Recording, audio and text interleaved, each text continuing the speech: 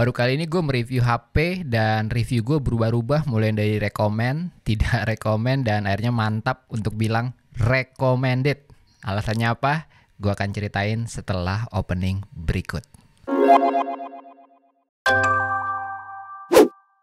Sebelum masuk ke videonya, gue mau bilang kalau di channel ini gue upload konten apapun yang gue suka. Mulai dari gadget, kamera, fotografi, dunia kreatif, hingga produktivitas.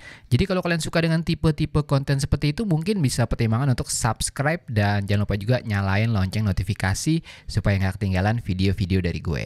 Oke, lanjut.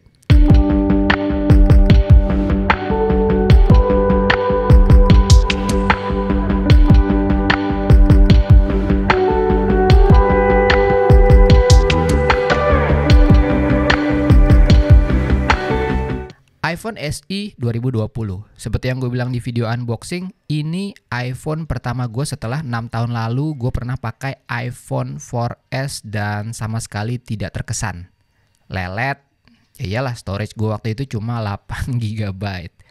Membosankan dengan tampilan user interface yang gitu-gitu aja, mahal lagi. Intinya pada saat itu, pendapat gue tentang iPhone adalah overrated. Fast forward ke tahun 2020 dengan iPhone SE, apakah pendapat gue berubah? Sedikit yang berubah, kebanyakan tetap sama. Yang berubah adalah cara pandang gue yang berubah terhadap iPhone dan produk-produk Apple in general. Gue menganggap iPhone SE 2020 ini adalah iPhone pertama gue lagi.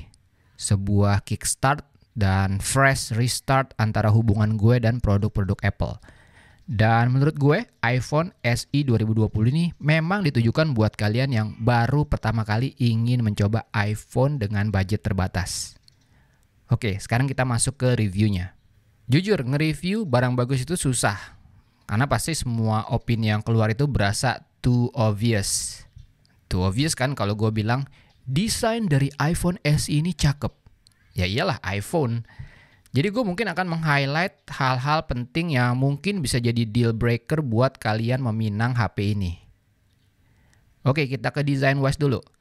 Dagu dan jidat yang tebal.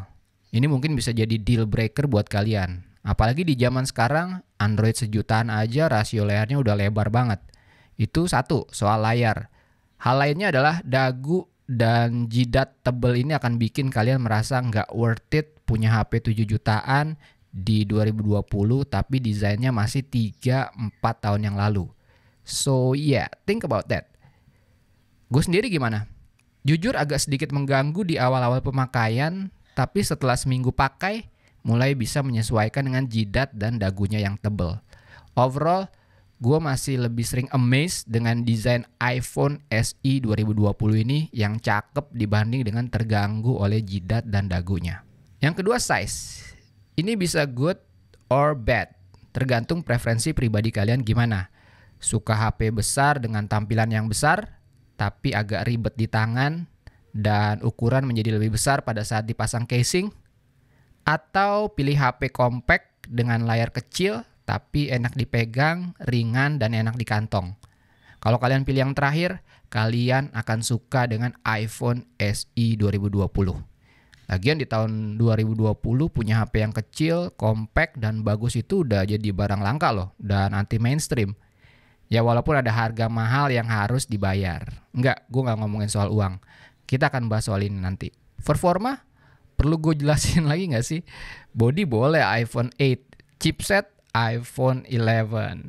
A13 Bionic chip ini juga sebenarnya terlalu overkill buat skenario pakai gue sehari-hari. Tapi memang performanya gila banget sih. Smooth, nggak pernah force close, multitasking, nggak pernah ada hiccup. A13 Bionic chip di harga 7 jutaan, mau minta apa lagi coba? Sebelum masuk ke inti video ini yaitu bahas soal kameranya, gue akan bahas satu hal yang mungkin bisa jadi deal breaker paling logis untuk meminang iPhone SE 2020 ini. Apalagi kalau bukan performa baterai. Jujur sebelum beli gue udah menurunkan ekspektasi gue serendah-rendahnya dalam hal performa baterai. Dan setelah pakai selama sebulan, kesimpulan gue adalah, it's not that bad. Tapi ingat, performa baterai ini tergantung pemakaian. Buat gue bisa aja aman, dan buat kalian belum tentu. FYI, skenario pemakaian gue adalah browsing sosmed, YouTube, dan foto-foto.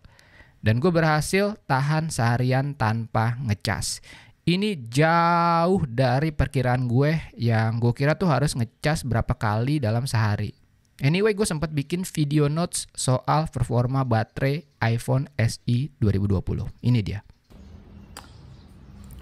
Oke, gue baru aja lepas charge dari iPhone SE 2020 gue. Sekarang posisi iPhone di 100% di jam 8.48 posisi 100%. Gue mau ukur performa baterainya. Kenapa? Karena hari ini tanggal 17 September 2020 iOS 14 sudah resmi rilis, jadi semuanya udah bisa download. Dan banyak orang udah download iOS 14. Gue juga tadi mau langsung download iOS 14, tapi terus gue kepikiran, yang penasaran dari iOS 14 ini sebenarnya khususnya di iPhone SE 2020 gue adalah performa baterainya. Katanya, gue udah lihat beberapa video, katanya performa baterai di iOS 13, iOS yang sekarang gue ada, itu pada saat kita nanti upgrade ke iOS 14, katanya performa baterainya akan lebih baik gitu. Jadi gue mau lihat, sekarang gue mau masih di iOS 13, jadi gue belum update di iOS 14. Gue mau lihat performa baterainya gimana di skenario pemakaian gue. Oke, sekarang jam 5:30 dan posisi baterai iPhone SE 2020 gue ada di posisi 48%. Dan screen time gue tercatat di iPhone adalah sekitar 5 jam lah, itu screen time ya. 5 jam itu ngapain aja? Tadi gue lihat di datanya, yaitu gue main sosial media itu sekitar 2 jam lebih lah. Jadi Instagraman, Twitter, ya mostly 2 itu sih, Instagram sama Twitter itu 2 jam. Yang lainnya ya mungkin balas email, terus apalagi ya nulis notes, itu nggak beda jauh lah berapa. Tapi sosial medianya 2 jam dan screen time-nya itu 5 jam gitu. Dan posisi baterai itu masih 48% gitu. Jadi ya iPhone SE 2020 ini lumayan banget loh. Ini kan udah tadi gue tuh jam berapa, jam pas gue pertama kali itu jam 10 itu setengah 10 lah, setengah 10 itu 100%. Sekarang jam setengah 6 itu sekitar 48%, baru setengahnya gitu. Kalau gue terusin mungkin bisa sampai malam.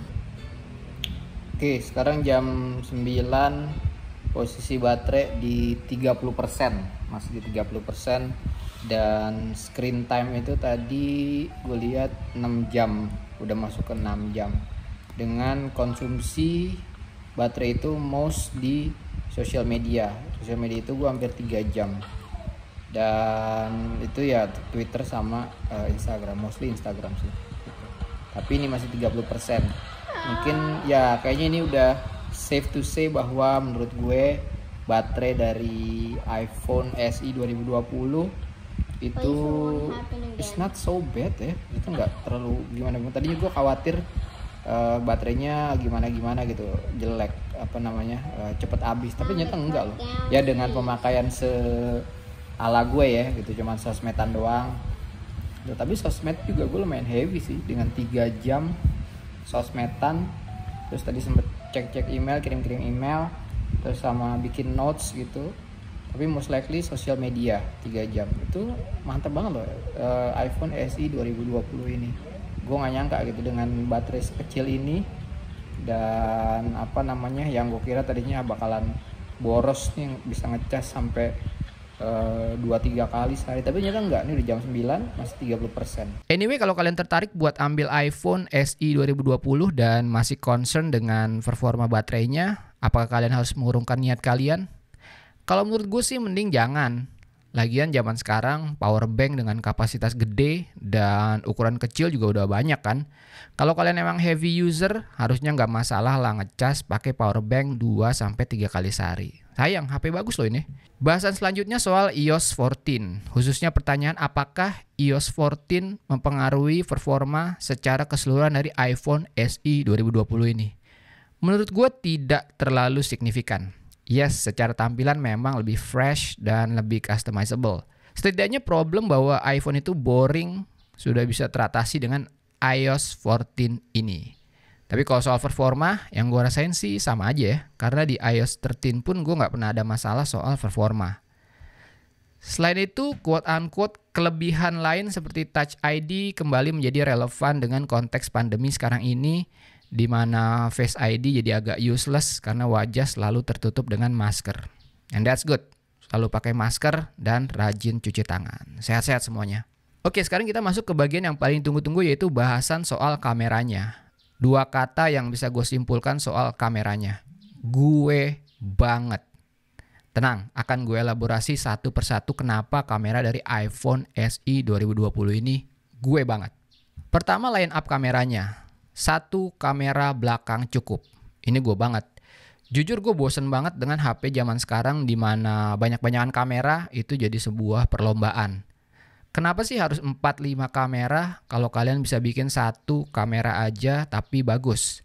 iPhone SE 2020 ini hanya punya 1 kamera bagus dan itu udah lebih dari cukup buat gue. Smartphone dengan banyak kamera ibarat DSLR atau mirrorless dengan lensa zoom tapi secara kualitas so-so aja. Sedangkan iPhone SE 2020 ibarat DSLR atau mirrorless tapi dengan lensa prime atau fix yang secara kualitas memang bagus. Jujur adalah sedikit di mana gue berharap ada lensa wide di iPhone SE 2020 ini. Tapi yang gue lakukan apa? Ya udah, kalau mau moto tinggal mundur sedikit dari objek untuk mendapatkan angle yang lebih luas. Punya 1 lensa doang bikin gue lebih kreatif buat nyari angle foto yang menarik. Kedua, soal kualitas kameranya. Ini juga gue banget. Bukan soal detail dan ketajaman ya. Ini mah gak usah diomongin lagi lah. Udah gak ada lawannya. Yang gue maksud adalah karakteristik foto dan video dari iPhone. Buat yang udah sering lihat review gue soal kamera, pasti tahu kalau gue prefer warna foto yang natural dibanding dengan foto dengan saturasi dan kontras warna khas algoritma AI. Dan sebelum ini, yang cocok buat gue cuma hasil fotonya Google Pixel Series. Dan sekarang iPhone SE 2020. Menurut gue selain dari kelebihan-kelebihan yang gue sebutkan sebelumnya, kamera adalah hal yang paling masuk akal kenapa kalian harus ambil iPhone SE 2020. Rasanya sih nggak lebay ya kalau gue bilang ini kamera terbaik di harga 7 jutaan. Semua situasi lighting, kamera dari iPhone SE 2020 ini bisa memberikan hasil foto yang eye-pleasing. Ini adalah contoh optimasi antara hardware dan software yang bersinergi dengan baik. Saat gue bawa ke situasi lighting di golden hours, iPhone SE 2020 tetap bisa menampilkan objek natural seperti daun dan langit dengan akurasi warna yang tepat. Tidak oversaturated, tidak overkontras, semuanya on point. Saat gue bawa ke situasi flat light, baik di cahaya berlimpah atau overcast, iPhone SE 2020 tetap bisa menampilkan detail dan ketajaman yang luar biasa tanpa kehilangan keakuratan soal warna. Objek-objek warna cerah semuanya dibabat habis dengan akurasi warna yang tepat. Tangkapan dynamic range cukup lebar dengan kerja algoritma AI yang baik dalam mengangkat shadow atau men-tone down highlight tanpa kehilangan detail sama sekali. Dan karena hasil foto yang cukup natural, buat kalian yang memang seneng ngutak-ngutik foto di Lightroom atau aplikasi editing lainnya, hasil foto dari iPhone SE 2020 ini punya quote-unquote modal yang cukup buat diotak-atik. Highlight, mid, dan shadow tercapture dengan baik dan bisa di-adjust lagi. Yes, jujur gue berharap iPhone SE 2020 ini punya kemampuan untuk mengambil file RAW dan mode manual. Tapi itu tetap bisa gue lakukan kok dengan cara menginstal aplikasi kamera third party. Tulis aja di kolom komentar kalau kalian pengen gue bahas lebih dalam soal performa RAW dari iPhone SE 2020. Terus apa lagi? Skin tone, portrait, semuanya mantap. Nggak ada masalah dan sangat memuaskan. Satu lagi yang absen dari kamera iPhone SE 2020 dan gue nggak peduli juga sih, itu adalah night mode. Tapi karena gue penasaran mau lihat seperti apa sih foto malam kalau diambil dengan iPhone SE 2020, akhirnya gue beli dan install aplikasi Neural Cam. Secara performa cukup bagus, hasil foto yang dihasilkan cukup clean untuk sebuah foto malam. Tapi seperti yang kalian ketahui, gue tidak terlalu suka dengan foto-foto malam yang minim cahaya. Mungkin sampel yang lebih proper akan gue ambil pada saat gue udah bisa jalan-jalan keluar rumah buat hunting foto. Masuk ke bagian video, ini juga nggak usah dibahas panjang lebar lah ya. Secara gue udah pernah bahas khusus soal videonya saat gue membandingkan hasil videonya dengan Vivo X50 Pro. Kesimpulannya, hasil videonya sangat bisa diandalkan. Bukan cuma untuk kebutuhan dokumentasi sehari-hari, tapi kebutuhan untuk bikin konten serius di sosial media. Dan yang paling gue suka adalah ada opsi resolusi 4K dengan frame rate 24 fps yang sesuai dengan workflow video gue selama ini. So, kesimpulannya apa? Kenapa gue bolak-balik antara merekomendasikan, tidak merekomendasikan, hingga akhirnya mantap bilang kalau iPhone SE 2020 ini recommended. Hal ini berhubungan dengan status dari iPhone SE 2020 ini di Indonesia. Unit yang gue pegang ini adalah berstatus tidak resmi alias unit Singapura. Tadinya gue merekomendasikan, ya selama kalian oke-oke aja ya memakai produk tidak resmi. Walaupun sebenarnya jangan sih. Tapi kemudian muncul peraturan blokir IMEI yang akhirnya dijalankan, sehingga smartphone yang belum diaktifkan sebelum tanggal 15 September akan terblokir secara otomatis. Dan ini beneran kejadian. Bahkan ada yang DM masuk ke gue, dia beli iPhone SE tanggal 14 September, tapi baru diaktifkan setelah tanggal 15, IMEI pun terblokir dan akhirnya nggak bisa dipakai. Dan gue tidak bisa lagi merekomendasikan iPhone SE 2020. Akhirnya ada kabar gembira yang tunggu-tunggu pun tiba. iPhone SE 2020 secara resmi akan masuk ke Indonesia dan mulai dijual di iBox pada tanggal 2 Oktober 2020. Dan gue pun kembali merekomendasikan iPhone SE 2020 ini dan bahkan sekarang dengan status yang resmi. Jadi kalau kalian lihat video ini, harusnya iPhone SE 2020 sudah dijual dengan resmi dengan harga yang cukup oke loh menurut gue. Oke, jadi gimana? Kalian akan meminang iPhone SE 2020 atau enggak? Tulis di kolom komentar. Oke, segitu ya video kali ini. Seperti biasa klik like kalau kalian suka video ini, dislike aja kalau nggak suka. Follow Instagram gue Tangan Belang, cek link di deskripsi untuk informasi lebih lanjut tentang video ini. Thanks for watching, I'll see you next time.